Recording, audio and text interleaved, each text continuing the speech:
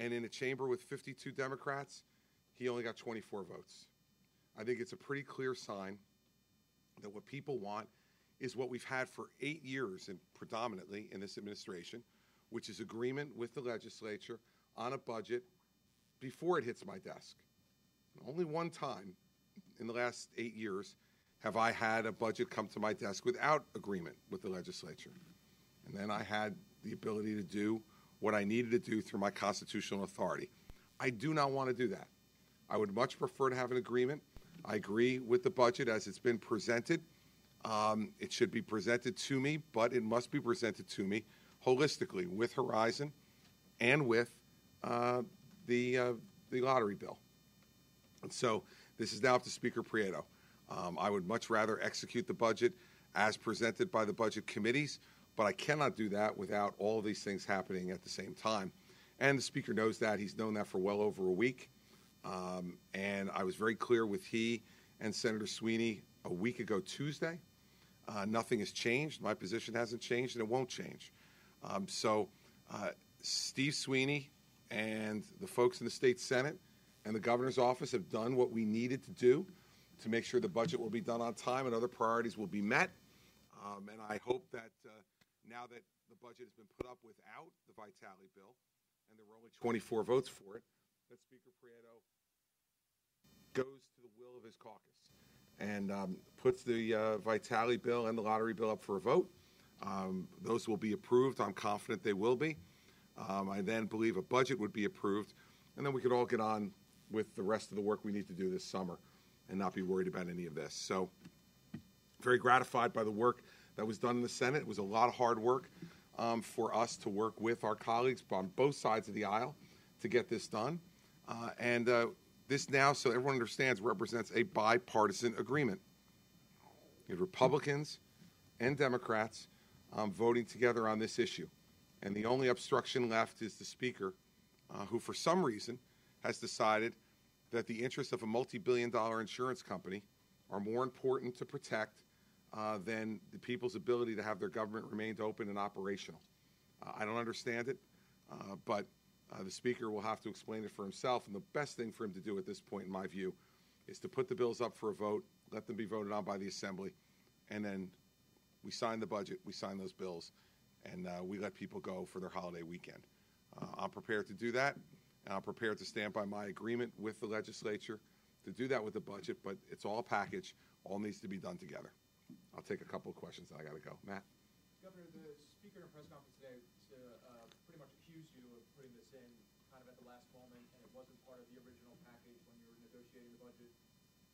We had no negotiations on the budget before we sat down last Tuesday. So I don't know what he's talking about. They hadn't presented me with any of, except for maybe about the week before, they presented me with the joint legislative asks, which happens every year. And those are both Assembly and Senate asks, and then they're also broken down by whether it was Republicans who asked for the specific spending or Democrats.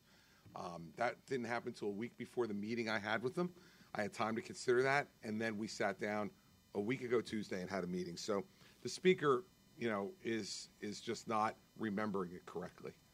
So we've done this, by the way, many times before. This has not been a new process. So just to clarify then, so if he suggests that this came at a later point and it wasn't, so this was part of the original discussion when you sat down? This was part of the discussion to resolve the budget, Matt. We sat down a week ago Tuesday. As you all know, you were asking me for a while when we were going to do it. You all know, because you talked to them after they left, that they had a meeting with me a week ago Tuesday. That was the meeting to resolve all issues that needed to be resolved for June 30th. And if you'll recall, what I said was I met for about an hour with the Speaker and the Senate President. Then the Senate President stayed back another half hour by himself to resolve issues of nominations and which nominations would go forward between that time, a week ago Tuesday, and June 30th. So that's the way it always works. I meet with the Speaker and the Senate President first when we're getting in these deadlines, either at the end of the year, December, whether it's a lame duck or not, June 30th. I meet with the two of them together on all issues of bills and budget that need to be resolved by June 30th. Then the Senate President and I meet separately to deal with nominations because the Speaker has nothing to do with that. And that's what happened. That's what's happened the entire time I've been here, from Sheila Oliver and Steve Sweeney to Vincent Prieto and Steve Sweeney. And listen, I understand he's grasping right now for excuses to to explain his conduct. But he needs to explain to his members why he's standing up for a multi-billion-dollar insurance company rather than give them things that they want in this budget very, very badly. And that I'm willing to give them. But, all of this stuff is a matter of negotiation, especially when you have divided government. It always has been and will continue to be as long as I'm here. Brian? Would you consider encouraging your Republican members of the Assembly to support an effort to find a new speaker right away? Brian, I only one time got involved in a leadership fight in the legislature. It didn't go well for me, and I'm not going to get involved in that again. The members of the legislature have the ability to pick their own leadership, but what I would say is that they also want to get their work done and get home. So they need to do whatever they need to do, but I'm not going to get involved in that. You've been saying that you didn't think it would come to a government shutdown. I think you once said the legislature would be stupid enough to do that in elections. Have you done all the planning that's needed for it? Yeah, we've had contingency plans for years, Michael, and so if need be, we'll be ready. And listen, this is now up to the Speaker. Every department has a contingency plan in place in case of a government shutdown, and that's been in place for years in this administration. But this is up to the Speaker now. I'm ready to go. The Senate President's ready to go. The entire Senate body is ready to go. And the Speaker's got to decide, is the Speaker going to close state government to protect a multi-billion-dollar insurance company? And you got to wonder what his incentive is here. I've heard all kinds of stories today about how what incentive has been given to him to do this. And I don't know if any of them are true, so I'm not going to repeat them here. But the fact is that this makes no sense. This is a good deal for everybody. Good deal for the people of the state of New Jersey. I don't know why he's doing what he's doing, Michael, but he's going to have to decide. If government's shut down, it's going to be Vincent Prieto who shut it down. Yeah. Andrew, I'll get to you next. Governor, the way the Speaker portrayed, he says, well, you wanted two things in exchange for the budget. He gave you one, the lottery. And he told his caucus that he thought both stunk, but he was going to give you the lottery. And he didn't think that Horizon, an issue as complex as that, as he put it, ought to be debated and linked to the budget in this short period of time. And he wants to go past July 1st. Yeah, Andrew, do we need to talk about how many things that are much more complex than the Vitale bill have been done in the last week of a session just in my time as governor? Do we need to review that entire list? You can go back and do your own archive search. Listen, the Speaker's looking for all kinds of excuses, but the fact of the matter is that for whatever reason, he doesn't want to do this. But he opened the board today for a budget vote in his own house, and he only got 24 votes for the budget. It was 24-22. The Speaker should take that in, that more of his members refused to vote on his budget because of his unwillingness to come to an agreement with me and the Senate President than were willing to vote for it. He's always spoken about the majority of my caucus will rule. Whatever the majority of his caucus spoke. And there's lots of stuff in that budget that a majority of his caucus wants very badly that I don't want. So don't make it seem like the budget is one thing. There are dozens of items in there that I have line item vetoed over the course of time. And if left to my devices, my own devices, I showed in 2011, I will do it. And I'll do it again. Let there be no doubt that if the budget comes to me without the Vitale bill and without the lottery, that I will use all the constitutional authority I have to craft the budget to be much more like the budget I submitted in February. So don't try to tell me it's one thing. A budget is not one thing. And I can tell you that there must be, I don't know, Amy, 30 different items, maybe more on that list. I don't remember the exact number. But so maybe the way we should look at this is, and that doesn't count school funding. So that's that and pre-K aid. So maybe we should say there's 32, and I'll go back and give you the correct exact number, to 2. Depends on how you count it. So the Speaker's trying to be cute. But listen, we already had a test vote on this. He opened up the board and then called roll twice and still wound up with 24 votes yes, 22 votes no. His caucus has spoken. And I'm telling his caucus, this is very simple. If, in fact, you go with the bipartisan arrangement that I have with the Senate, then the budget will be as it's been presented. If you don't, then I will tell you what I'm going to do, but I will use all the constitutional authority I have to mold the budget to be much closer to the budget, if not exactly the budget, that I presented in February. That's my preference. So we can't talk about who's getting whose preference. My preference was presented in a speech in February. And, by the way, so was the lottery proposal and Horizon. So the idea, Matt, that this got injected late in the game, I talked about three things in the budget speech. Changing the school funding formula, lottery to make the pension more secure, and the Vitality Bill, what has now become the Vitality Bill. So the fact that I didn't talk about this early enough, I know they don't like to show expression when they're sitting behind me, but he should be awake. So I think he heard what was going on. So for him to claim surprise now is beyond disingenuous. Why don't you just hand him the transcript of my speech last February and see if he gets it? Yeah. Speaker hasn't called me. Speaker hasn't called me. No, I'm here. I've been here all day. I'm sitting in my office taking phone calls all day. I haven't gotten a phone call from the speaker. If he calls, I'll be happy to talk to him. I've made a deal. The speaker's got something new to tell me. All I've read is what the speaker pronounces through press releases. Notice I've been quiet until right at this moment. But now I have a bipartisan deal with the Senate. Now I have something to talk about. The speaker has been just putting out press releases about what he won't do. If the speaker wants to talk to me, I'm right in this building. He's happy to call me anytime he wants. I'd be happy to take his call. Governor? Yes, Brian.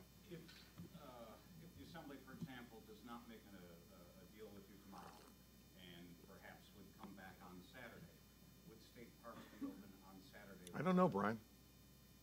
I mean, government closes, it closes. So, I mean, I'll tell you the truth. I think that what will happen is government will close.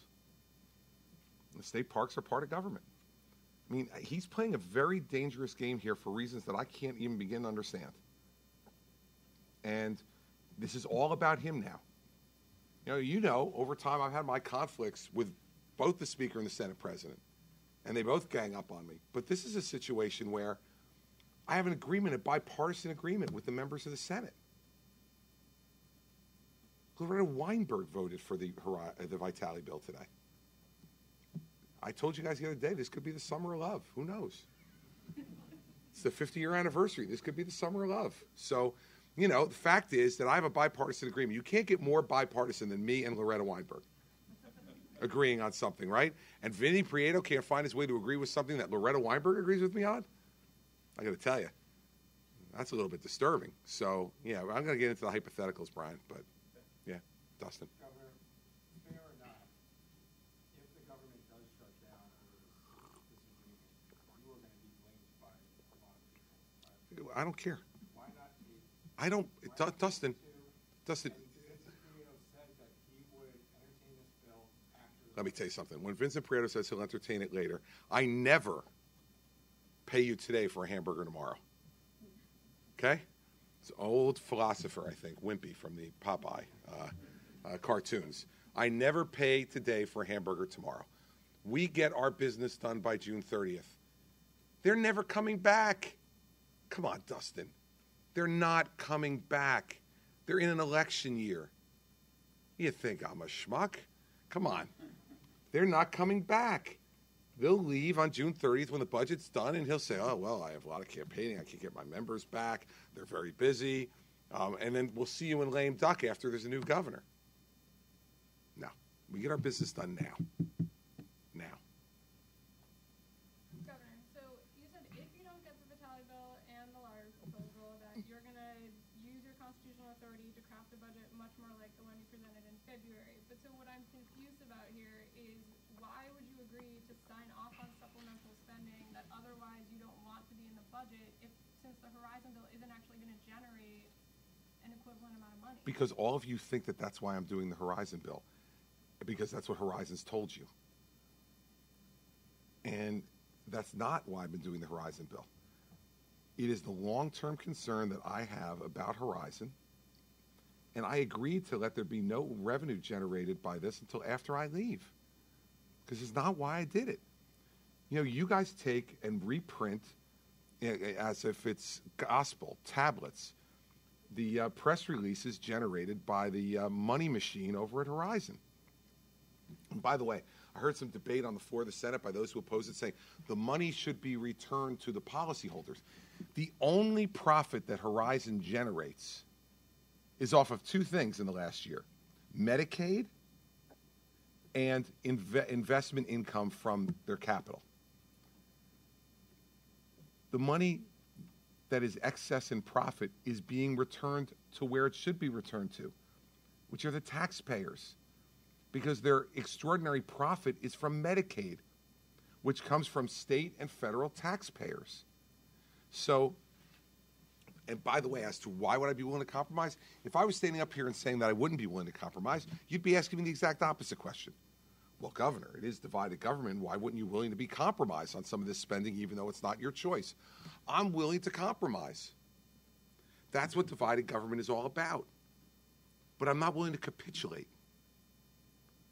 Two different C words: compromise and capitulate. I will compromise, and I've always shown myself.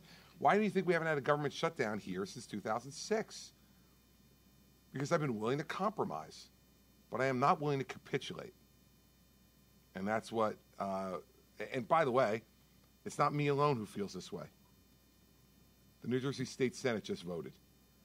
So there's no longer any speculation about it. They passed both the Horizon bill and the lottery bill with bipartisan votes. Paul? Even though Sweeney supports this, when I asked him last week whether it has to be included in the budget, he said no, there's no particular reason to get it done by the 30th. Since it's not in the budget, why not just let I'm the reason. I'm the reason it needs to be done, Paul, because I know they're not coming back, Paul. When is it going to get done?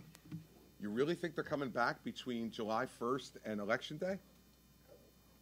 I'm willing to bet you a beer down the shore, Paul, that they're not coming back between July 1st and Election Day. And I bet you'd take me up on it. So, good. All right. So we'll bet a beer. If they come back between July 1st and Election Day, both houses to vote on things, I'll buy you a beer. Otherwise, you have to buy me one. Matt? All right. Governor, there's been some talk in the Assembly about maybe bringing something else to you in exchange. No, thanks. For the Horizon. Yeah, no, thanks. No, No. We don't need to further complicate matters, Matt. This is the 11th hour. There's no need to further complicate matters.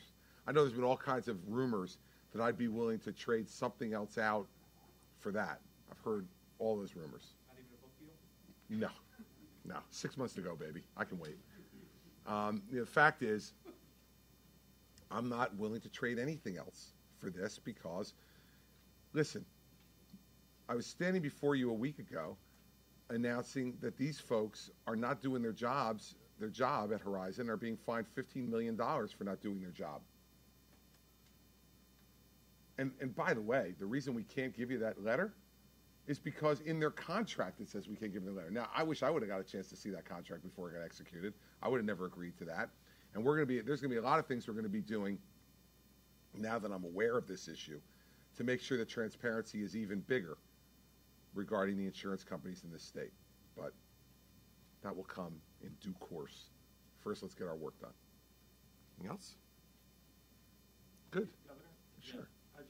When you say you're willing to compromise, do you see a lot more room for compromise? No, I've already compromised, Matt. I don't want you to misunderstand me. Her question was, why would I be willing to sign off on spending that I otherwise wouldn't want in the budget because I didn't present it that way? And my response to her question was, because I'm willing to compromise. Me agreeing to this budget in the form that it's being passed through the Senate and Assembly budget committees is my compromise. But in return, they must compromise. And their part of that compromise is to pass my other two priorities that I laid out in the budget speech. That's why I don't understand why there's so much mystery around this. I could not have been clearer in February that there were three things I wanted to see. A school funding formula that reduced funding to ABBA districts, which this does. A lottery transfer to the pension to further bolster the solvency of the pension. And a transparency bill on Horizon that would allow excess surplus to be spent for the most underserved and to provide greater transparency to how Horizon makes its money. I laid all that out in February. So I don't understand why we're standing here in June surprised. I'm a fairly consistent guy.